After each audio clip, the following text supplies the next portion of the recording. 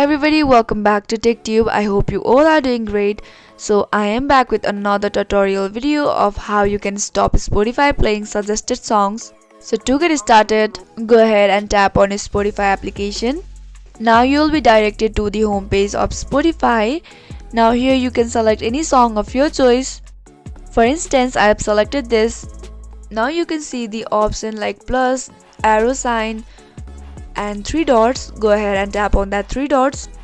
Now here you can see many options. Now there you can see the option called exclude from your taste profile. So go ahead and tap on it.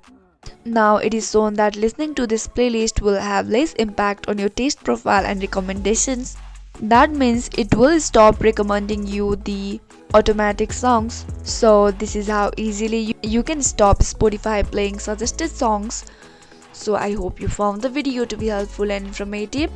If yes, go ahead and subscribe to our channel and do not forget to press the notification bell for more updates.